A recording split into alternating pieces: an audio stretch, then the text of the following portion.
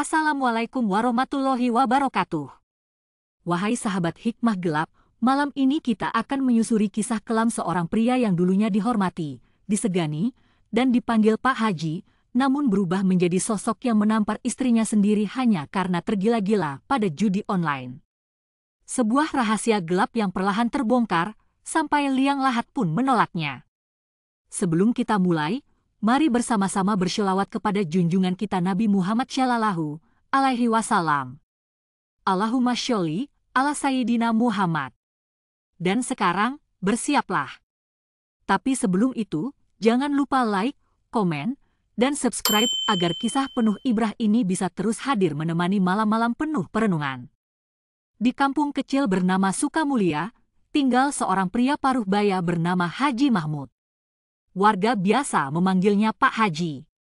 Dengan jubah putih, peci hitam, dan tasbih yang tak pernah lepas dari tangannya, ia terlihat seperti sosok panutan. Setiap subuh, suara langkah kakinya menggema di jalanan kampung, menuju masjid lebih awal dari siapapun. Tak ada yang mencurigai apapun tentangnya. Bahkan, ketika Pak Haji menolak menerima bantuan dana desa untuk perbaikan musola, warga memuji kesederhanaannya. Tidak ada yang tahu bahwa alasan sebenarnya bukan karena tawadu, melainkan karena ia menyimpan sesuatu yang tidak pantas diketahui siapapun. Di rumah, Pak Haji tinggal bersama istrinya, Bu Jannah. Seorang wanita sabar dan lembut hati. Meski hidup tak mewah, ia selalu bersyukur. Tapi ada satu hal yang akhir-akhir ini mengusik hatinya. Pak Haji mulai sering mengurung diri di kamar. Tidak lagi rutin ke masjid. Tidak lagi memimpin tahlilan. Bahkan azan pun mulai ditinggalkan. Bu Jannah awalnya mengira suaminya sedang sakit. Namun setelah diam-diam mengintip dari celah pintu, ia menemukan pemandangan yang membuat tubuhnya gemetar. Di tangan Pak Haji tergenggam sebuah ponsel. Matanya menatap layar, dan jemarinya lincah menekan tombol-tombol. Bukan sedang membuka Al-Quran digital. Bukan pula aplikasi jadwal salat. Yang ia lihat adalah mesin slot bergambar naga dan angka keberuntungan. Wajah Pak Haji tampak tegang, berkeringat, dan penuh emosi. Ketika kalah, ia mengumpat pelan. Ketika menang, ia tersenyum lebar, seolah baru mendapatkan harta karun. Bu Jannah hanya bisa menutup mulut, menahan air mata. Ia mundur perlahan, mencoba menyangkal apa yang baru saja ia saksikan. Tapi kenyataan itu tak bisa ia buang dari kepalanya. Malam itu, Bu Jannah tidak bisa tidur. Ia tahu suaminya telah berubah. Bukan hanya secara kebiasaan, tapi juga cara bicara dan sikapnya. Pak Haji mulai kasar, mudah marah, dan jarang mengajak bicara. Bahkan kepada cucu pertamanya, yang biasanya ia peluk hangat setiap pagi, kini hanya mendapat tatapan dingin. Pagi harinya, suasana rumah sepi. Pak Haji tidak ke masjid, tidak juga ke warung kopi seperti biasanya. Ia mengunci diri di kamar sejak subuh. Bu Jannah, yang gelisah, akhirnya memberanikan diri masuk ke kamar dan bertanya pelan. Namun belum sempat ia selesai bicara, tangan Pak Haji melayang cepat. Tamparan itu mendarat di pipi Bu Jannah. Tubuhnya limbung, dan air matanya mengalir bukan karena sakit, tapi karena luka di dalam hati yang tak bisa disembuhkan. Pak Haji memelototinya, lalu kembali ke layar ponsel. Entah apa yang membuatnya begitu tergila-gila. Entah setan mana yang sudah membutakan mata dan hatinya. Sejak hari itu, Bu Jannah tak lagi bicara sepatah kata pun pada suaminya. Ia hanya berdoa dalam hati, berharap Allah segera membuka tabir kebenaran di balik perubahan Pak Haji. Dan doa itu akan segera dijawab dengan cara yang tak pernah ia bayangkan. Hari-hari berikutnya terasa gelap meskipun matahari bersinar terang. Bu Jannah berjalan di rumah seperti bayangan, mengurus pekerjaan rumah tanpa suara, menyembunyikan bekas tamparan dengan jilbab panjang. Ia tak pernah membalas, tak pernah melawan. Namun ada sesuatu yang mulai berubah di dalam dirinya. Ia mulai sering melamun, menatap langit sambil menahan napas yang berat.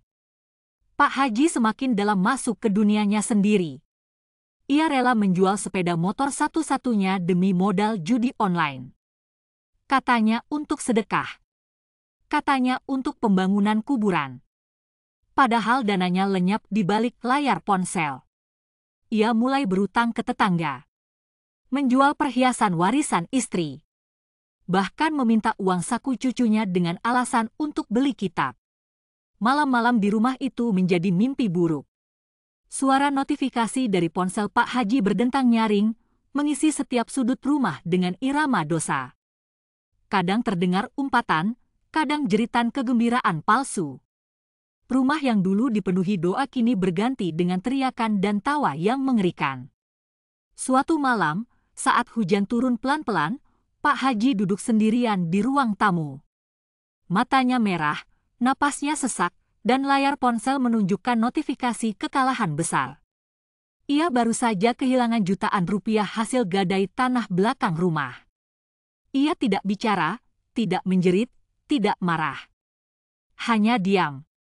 Lalu bangkit, berjalan ke dapur, dan menendang ember air hingga isinya tumpah membasahi lantai. Ia menatap Bu Jannah yang sedang menggoreng tempe. "Apa kau puas?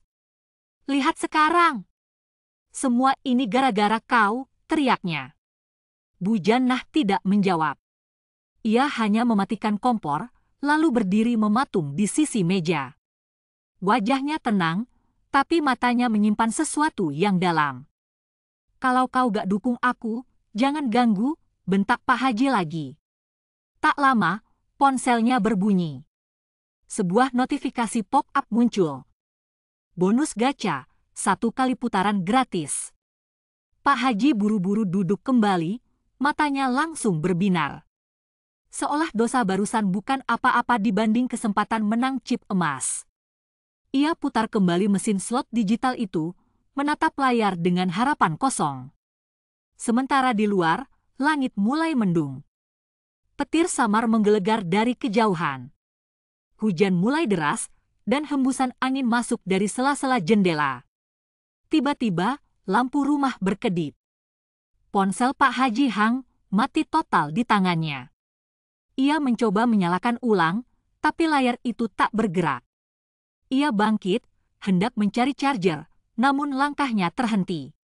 Suara. Ada suara dari dapur. Bukan suara orang. Bukan pula suara binatang. Suara itu datang dari dinding. Seperti bisikan. Seperti tangisan. Seperti doa yang dipaksa keluar dari tanah. Pak Haji berdiri diam. Bu Jannah yang baru saja selesai menutup jendela juga mendengarnya. Mereka saling berpandangan. Tak berkata sepatah pun. Suara itu semakin jelas. Lalu berhenti. Seketika, lampu kembali menyala. Dan di saat itulah, bau busuk yang luar biasa menyengat menyeruak ke seluruh rumah. Bau yang tak berasal dari makanan basi. Bukan dari got. Bukan dari bangkai. Bau itu seperti datang dari liang lahat yang belum digali. Bau itu membuat Pak Haji mual. Ia menutup hidungnya dengan lengan, mencari-cari sumbernya. Namun tak ada apapun yang busuk di dapur. Tidak ada bangkai, tidak ada makanan basi, tidak ada saluran air bocor. Bu Jannah mematung di ambang pintu, matanya mengarah ke arah suaminya tanpa berkedip. Ia tidak bicara, tidak juga bergerak. Bau itu membuat matanya perih, tapi hatinya justru terasa lebih ringan. Seolah bau itu datang membawa pesan yang tak terucap. Pak Haji membuka pintu belakang. Hujan masih deras. Halaman rumah gelap dan sunyi. Tapi bau itu justru makin tajam. Seperti menggiringnya keluar. Ia melangkah pelan ke bawah pohon mangga di sudut halaman. Di sanalah dulu tanah warisan yang digadaikannya. Dan entah mengapa, di bawah rembesan air hujan, tanah itu kini terlihat sedikit naik, seperti membengkak dari dalam. "Ini cuma hujan," gumamnya. Tanah jadi lembek, biasa aja. Tapi hatinya berdebar. telinganya masih mendengar gema suara aneh dari dalam tembok beberapa menit lalu. Ia mencoba menepis perasaan itu, lalu kembali masuk dan mengeringkan tubuhnya. Ponsel yang tadi mati kini bisa menyala. Namun layar penuh dengan glitch. Slot tak bisa diputar. Angka-angka terus berputar tanpa henti meski tak disentuh. Ia memukul layar ponselnya dengan telapak tangan. Sekali. 2 kali. Sampai retak. Saat ia hendak melemparnya, tiba-tiba notifikasi berbunyi nyaring. Selamat! Anda mendapatkan hadiah utama. Wajah Pak Haji langsung berubah. Ia tersenyum seperti anak kecil yang baru saja dibelikan mainan. Di layar tertulis nominal puluhan juta rupiah. Ia tertawa. Terbahak. Terlalu keras. Terlalu lama. Bu Jannah hanya berdiri di kejauhan, menyaksikan semuanya seperti menonton mimpi buruk yang terlalu nyata. Hari-hari berikutnya, bau aneh itu tidak pergi. Justru semakin kuat setiap menjelang maghrib. Warga yang lewat depan rumah Pak Haji mulai menutup hidung. Mereka saling berbisik, menanyakan apakah ada yang meninggal di dalam. Apakah ada sumur tua? Apakah ada bangkai? Tidak ada yang tahu. Sementara itu, Pak Haji semakin jarang keluar rumah. Tubuhnya makin kurus. Wajahnya pucat. Namun matanya masih penuh kegilaan setiap kali menatap layar ponsel. Ia mulai menghindari cermin. Tak mau melihat bayangannya sendiri. Konon, ada satu malam ia memecahkan cermin kamar mandi karena merasa wajahnya bukan lagi miliknya. Bu Jannah tetap diam. Tidak pernah melawan. Tidak juga mengeluh. Ia hanya mengunci pintu kamarnya setiap malam, memeluk sajadah, dan menangis dalam sunyi. Sampai suatu malam, suara tangisan itu kembali terdengar. Kali ini lebih keras. Lebih dekat. Pak Haji yang baru saja tertidur, terbangun dengan tubuh berkeringat dingin. Ia menyalakan lampu, tapi tak menyala. Ia mengambil ponsel, tapi layar hanya menunjukkan satu kata berulang-ulang. Hutang. Pak Haji mengernyit. Ia mematikan ponsel itu, lalu mendengar suara ketukan dari luar kamarnya. Bukan ketukan biasa. Ketukan itu datang dari bawah lantai. Pak Haji berdiri kaku di tengah kamar. Ketukan itu terus terdengar, pelan namun konsisten. Seperti ada yang memanggil. Seperti ada yang menunggu. Ia menatap lantai dengan mata membelalak, napas terengah-engah. Ruangan itu hening. Hanya suara hujan yang masih menetes di luar, dan ketukan yang terus berulang dari bawah lantai kayu. Ia melangkah mundur, lalu mendekat ke arah lemari. Suara itu tidak ikut berpindah. Ketukannya tetap dari titik yang sama. Titik di mana Pak Haji biasa duduk saat bermain slot semalaman. Ia berpikir itu hanya ilusi. Barangkali efek terlalu lelah. Namun saat ia menempelkan telinga ke lantai, ia tidak hanya mendengar ketukan. Ia mendengar suara tangisan. Suara isak kecil seperti anak-anak. Rintihan lirih yang mengucap satu kata berulang-ulang. Balikin, balikin, balikin. Pak Haji terlonjak mundur. Ia tergagap menyebut nama Allah, namun lidahnya terasa keluh. Suara itu terus berdengung di kepalanya, menggema, berputar-putar tanpa henti. Pagi harinya, warga kembali mencium bau menyengat yang kini makin parah. Beberapa orang mulai berdatangan, pura-pura numpang lewat, hanya untuk memastikan keadaan rumah Pak Haji. Salah satu tetangga, Pak Ramlan, bahkan sempat mengetuk pintu. Pak Haji tidak membuka. Dari balik jendela, matanya hanya mengintip dengan sorot penuh ketakutan. Wajahnya tampak cekung, matanya merah seperti kurang tidur berhari-hari. Ia tak lagi memakai peci, bajunya kusut, dan tubuhnya gemetar. Pak Ramlan bertanya pelan, "Haji, ente baik-baik aja?" Tak ada jawaban. Hanya tirai yang perlahan tertutup kembali. Di dalam, Pak Haji duduk di ruang tamu, memeluk lututnya sendiri. Ponselnya tergeletak di lantai. Layarnya sudah pecah, namun aplikasi judi masih terbuka. Di situ tertulis angka yang terus berubah tanpa henti. Ia tak berani menyentuhnya. Malam harinya, Bu Jannah mengaku mendengar Pak Haji bicara sendiri di kamar. Suaranya rendah, berbisik-bisik. Kadang tertawa. Kadang marah. Kadang menangis. Ia tidak tahu siapa yang sedang diajak bicara. Ia hanya mendengar satu kalimat yang terus diulang. Aku belum siap mati, belum sekarang. Keesokan harinya, rumah itu sunyi. Tidak ada suara apapun. Bu Jannah, yang sedang menyapu halaman, memanggil Pak Haji berulang kali. Tidak dijawab. Ia mengetuk pintu kamar. Tetap tidak ada suara. Ketika akhirnya ia memberanikan diri membuka pintu, ia melihat suaminya terbaring kaku di lantai. Mata terbuka. Mulut ternganga. Tubuh keringat dingin. Dan di tangannya masih tergenggam erat ponsel retak yang kini mati total. Wajahnya pucat. Namun bukan pucat biasa. Wajah itu sudah bukan lagi wajah yang dikenal siapapun. Bu Jannah menjerit kecil, tapi suaranya tak sanggup keluar sempurna. Kakinya lemas, tubuhnya menggigil. Ia mundur perlahan keluar kamar, lalu memanggil tetangga dengan suara parau. Dalam hitungan menit, rumah Pak Haji dikerumuni warga. Para lelaki membantu mengangkat jenazah ke ruang tengah. Para ibu menenangkan Bu Jannah yang terduduk lemas di teras. Namun begitu tubuh Pak Haji dibaringkan, satu persatu warga mulai terdiam. Wajah mereka berubah. Sorot mata mereka berganti jadi cemas. Wajah Pak Haji tampak berbeda. Kulitnya tampak menipis, seperti ditarik dari dalam. Matanya masih terbuka, memancarkan tatapan kosong yang dingin. Bibirnya hitam. Lidahnya sedikit terjulur. Wajah itu seperti menolak untuk damai. Pak Ustaz dari masjid datang tergesa. Ia mengatur prosesi pemandian jenazah.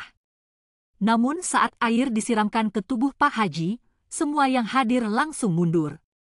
Aroma busuk yang sejak seminggu terakhir menghantui warga kini menyeruak hebat. Lebih tajam. Lebih menusuk. Bukan aroma jenazah biasa. Bukan pula bau kematian yang umum. Bau itu terasa hidup. Seperti berasal dari dalam tubuh yang menolak mati. Air wudhu tak bisa menetap di kulitnya. Sabun yang digosokkan justru membuat kulit mengelupas. Tangan Pak Haji terasa keras dan kaku, sulit digerakkan. Bahkan ketika hendak mengangkat jenazah ke kain kafan, dibutuhkan 4 orang dewasa untuk mengangkat tubuh yang seharusnya ringan. Ini bukan berat karena bobot badan, bisik salah satu warga. Ini seperti ada yang menahan. Suasana menjadi sunyi. Tak ada yang berani banyak bicara. Semua hanya memandangi jenazah dengan pandangan ngeri. Prosesi pengafanan dilakukan dengan cepat. Namun sebelum wajahnya ditutup, salah satu kerabat yang ingin mencium untuk terakhir kalinya justru tersentak dan mundur. Wajahnya berubah, ini bukan wajah Pak Haji yang aku kenal, ucapnya. Benar saja. Semakin lama jenazah didiamkan, bentuk wajah Pak Haji makin berbeda. Seperti bergeser perlahan. Lekuk pipi berubah, rahang membengkak, dan warna kulit berubah menjadi abu kehitaman. Bu Jannah hanya duduk memeluk sajadah di sudut ruangan. Ia tidak menangis. Ia tidak bicara. Ia hanya menatap lantai. Seolah tahu, semua ini bukan akhir. Belum. Saat keranda akhirnya ditutup dan diangkat keluar rumah, hujan turun deras. Langit gelap seperti senja, padahal waktu masih menunjukkan jam 10 pagi. Warga yang hendak ikut ke pemakaman mulai ragu. Beberapa memilih tinggal. Sisanya mengikuti dengan langkah berat. Keranda itu terasa berat luar biasa. Seolah bukan satu orang yang dibawa, tapi banyak. Di perjalanan menuju makam, suara gemuruh terdengar dari langit. Daun-daun pohon berjatuhan. Angin berembus aneh. Bukan dingin, tapi panas. Dan baru beberapa langkah dari pemakaman, sesuatu mulai terjadi dengan keranda Pak Haji. Barisan pengantar jenazah mulai melambat. Para pemuda yang memikul keranda saling pandang, keringat membasahi wajah mereka meskipun udara sekitar dingin karena hujan. Keranda itu bergerak, bukan karena jalan yang berguncang, tapi seperti bergetar dari dalam. Pak Ustaz yang berjalan di depan sempat berhenti. Ia menoleh, alisnya berkerut. "Kenapa?" tanyanya pelan. "Beratnya nggak normal, Ustaz," jawab salah satu pemikul dengan suara tertahan. Seperti ada yang gerak dari dalam. Seketika langkah semua orang terhenti. Hujan turun makin deras. Sebagian warga mulai berdesakan mencari tempat berteduh, sebagian lainnya hanya terdiam, tak tahu harus percaya atau menyangkal. Lalu tiba-tiba, terdengar suara dentuman pelan dari dalam keranda. 1 kali. 2 kali. Seperti ada yang mengetuk dari dalam. Salah satu pemikul langsung melepaskan pegangan, mundur dengan wajah pucat. "Demi Allah, itu tadi dari dalam," teriaknya. Beberapa orang panik. Ada yang membaca doa keras-keras. Ada yang mulai lari menjauh. Pak Ustaz mencoba menenangkan, tapi tangannya gemetar saat membuka sedikit bagian penutup keranda. Wajah Pak Haji yang semula pucat, kini tampak lebih gelap. Matanya sudah tertutup, tapi posisi mulutnya tersenyum. Bukan senyum damai, melainkan senyum miring yang menegangkan. Gigi-giginya terlihat seperti mengatup keras, dan di sudut bibirnya mengalir garis hitam yang belum ada saat terakhir dikafani. Keranda ditutup kembali. Prosesi terus dilanjutkan dengan langkah tergesa. Tak ada tahlil. Tak ada salawat. Hanya suara hujan, tanah becek, dan napas tercekat dari para pengiring. Saat tiba di area pemakaman, liang lahat sudah disiapkan. Namun ketika keranda diletakkan di pinggir lubang, suara aneh terdengar dari dalam tanah. Seperti gemuruh atau geraman pelan. Pak Ustaz menoleh ke kanan dan kiri. Semua mata memandangnya. Ia mengangguk perlahan, memberi isyarat agar jenazah segera diturunkan. Namun saat penggali kubur hendak menurunkan tubuh Pak Haji, tali yang digunakan tiba-tiba putus satu persatu. Kain kafan tergelincir, dan jenazah terjatuh ke dalam liang lahat dengan posisi menyamping. Dan saat tubuh itu menyentuh dasar lubang, tanah di sekitarnya mulai mengeluarkan uap tipis berwarna gelap. Warga mundur. Bahkan Pak Ustaz ikut melangkah surut. Suara bisik-bisik mulai terdengar. Ada yang membaca istighfar. Ada yang mengusap wajah. Ada yang menoleh ke arah Bujanah yang hanya duduk lemas di bawah payung, tak bersuara. Salah satu penggali mencoba membetulkan posisi jenazah, namun mendadak ia terpental ke belakang seperti disambar aliran listrik. Ia jatuh terduduk dan menjerit pelan sambil menggenggam tangannya yang melepuh. Liang lahat itu menolak disentuh. Dan jenazah Pak Haji masih di dalam, menyamping, tersenyum, dan belum mau dimakamkan. Wajah warga pucat pasi. Tidak ada yang berani bergerak mendekat ke liang lahat. Hujan belum berhenti, tapi bukan itu yang membuat tubuh mereka menggigil. Pak Ustaz mencoba menguatkan diri. Ia meminta 2 orang penggali lain untuk mencoba menurunkan kembali jenazah Pak Haji ke posisi semestinya. Dengan hati-hati, mereka menuruni lubang dan mendekati tubuh yang tergeletak menyamping itu. Namun sebelum mereka sempat menyentuhnya, tanah di bagian bawah bergerak. Perlahan, seperti napas yang dihembuskan dari perut bumi. Uap tipis yang keluar berubah menjadi lebih pekat, berwarna kehitaman, dan menyebarkan bau yang menusuk. Tiba-tiba salah satu penggali terpeleset. Ia menjerit. Tangannya menyentuh kain kafan. Seketika ia menariknya kembali dengan panik, seperti terkena bara api. Tangannya melepuh, kulitnya seperti terbakar dari dalam. Warga panik. 2 orang segera membantu menariknya keluar dari liang lahat. Sementara satu penggali lainnya naik dengan tubuh gemetar, tanpa berkata sepatah kata pun. Matanya kosong, seperti kehilangan arah. Pak Ustaz mengangkat tangan, mencoba membaca doa. Namun suaranya goyah. Ayat-ayat yang ia ucapkan terpotong-potong, lidahnya keluh. Hujan semakin deras, dan petir menggelegar keras. Langit seperti ikut marah. Salah satu warga nekat melemparkan tanah ke dalam liang lahat, mencoba menutup jenazah meski posisinya tidak sempurna.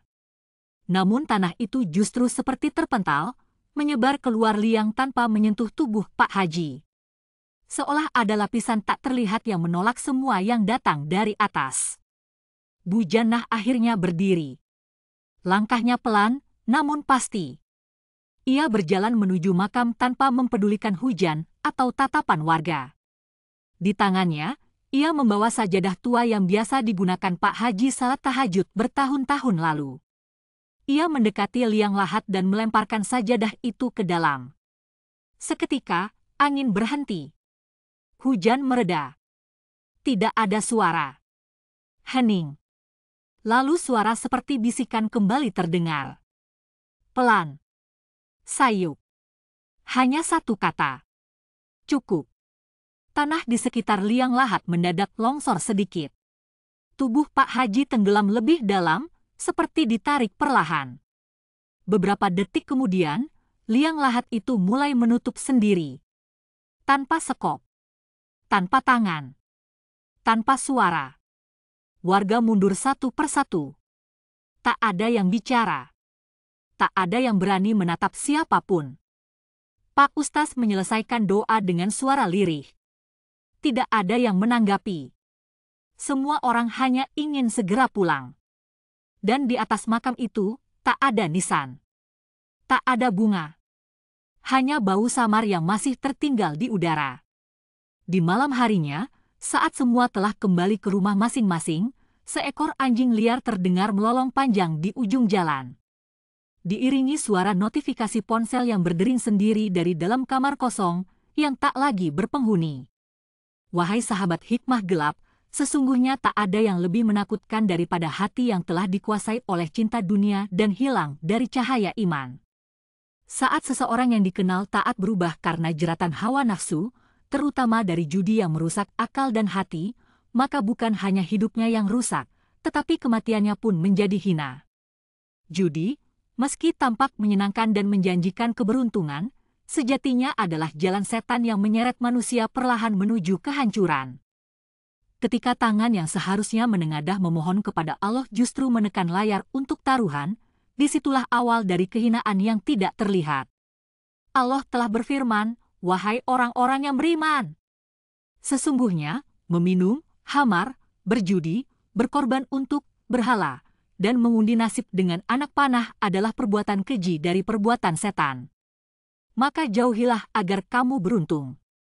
Quran Surat Al-Ma'idah 90, Rasulullah Shallallahu Alaihi Wasallam bersabda, "Barang siapa berjudi, maka ia seperti memakan daging saudaranya sendiri."